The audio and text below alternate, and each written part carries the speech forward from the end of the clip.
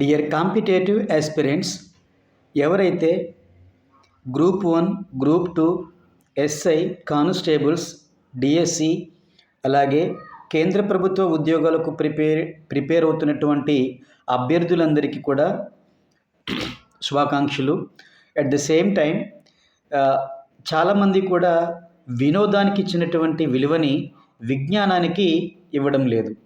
So వినోదం అనేది మానసిక ఉల్లాసానికి దోహదపడుతుంది. విజ్ఞానం అనేది చక్కటి భవిష్యత్తును అందజేస్తుంది.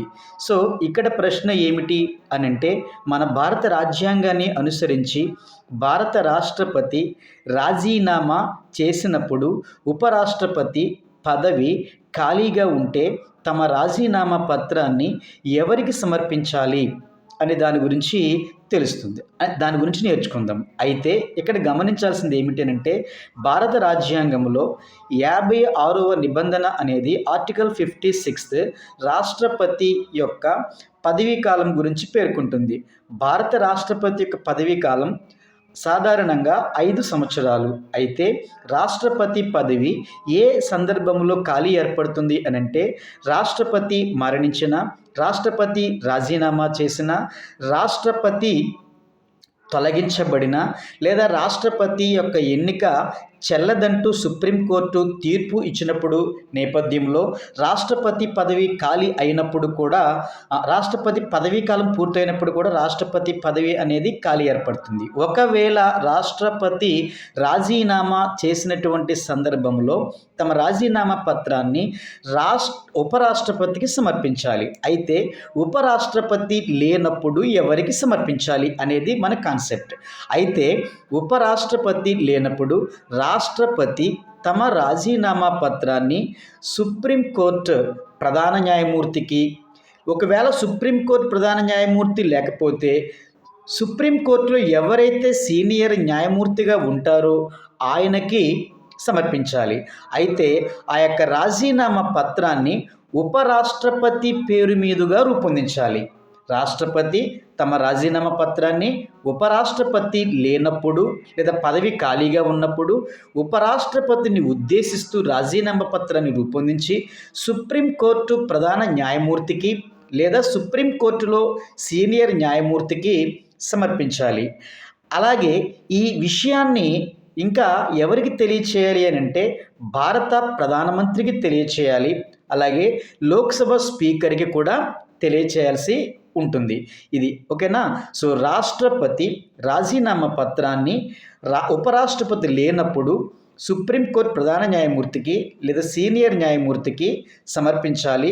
రాజీనామా పత్రాన్ని మాత్రం ఉపరాష్ట్రపతి పేరుని ఉద్దేశిస్తూ రాజీనామా పత్రాన్ని రూపొందించాలి. అయితే ఇది ఎప్పుడు ఈ సమస్య ఉద్భవించింది అని అంటే, 1969లో అప్పటి భారత రాష్ట్రపతిగా ఉన్నటువంటి జాకీర్ హుస్సేన్ పదవిలో ఉండగా మరణిస్తాడు. సో పదవిలో ఉండగా మరణించిన తొలి రాష్ట్రపతి జాకీర్ హుస్సేన్, తొలి ముస్లిం రాష్ట్రపతి జాకీర్ హుస్సేన్, అలాగే అతి తక్కువ కాలం రాష్ట్రపతిగా పనిచేసిన తొలి రాష్ట్రపతి కూడా జాకీర్ హుస్సేన్. అప్పుడు ఉపరాష్ట్రపతిగా ఎవరు ఉంటారు అని అంటే వరహ వెంకటగిరి. ఈ వరహ వెంకటగిరి ఉపరాష్ట్రపతి పదవిలో ఉంటూ తాత్కాలిక రాష్ట్రపతిగా వ్యవహరిస్తారు. అప్పుడు ఈ ఉపరాష్ట్రపతిగా ఉంటూ తాత్కాలిక రాష్ట్రపతిగా వ్యవహరిస్తూ ఉన్నటువంటి ఈ వివి గిరి కొన్ని అనివార్య కారణాలు లేదా రాష్ట్రపతి ఎన్నికల్లో పోటీ చేయతలచి తన ఉపరాష్ట్రపతి పదవికి మరియు తాత్కాలిక రాష్ట్రపతి పదవికి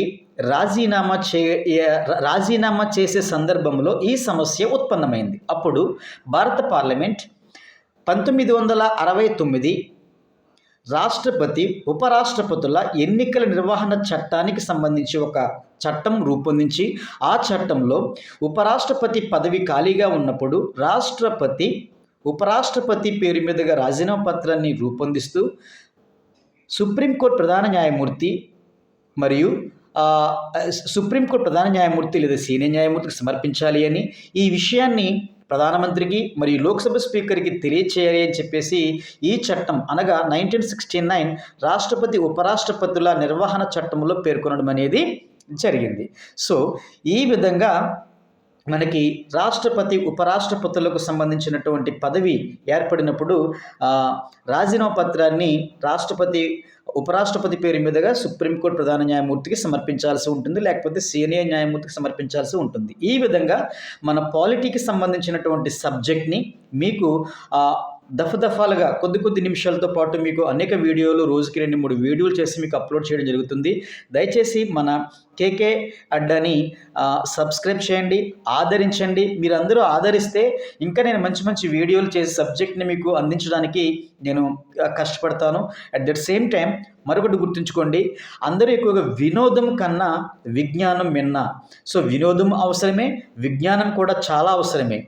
ఓకేనా? సో, దయచేసి ఈ వీడియోకి సంబంధించి మీరు కామెంట్ చేయండి, లైక్ చేయండి, షేర్ చేయండి, అలాగే సబ్స్క్రైబ్ కూడా చేయండి. Thank you one and all. అందరికీ షేర్ చేయండి.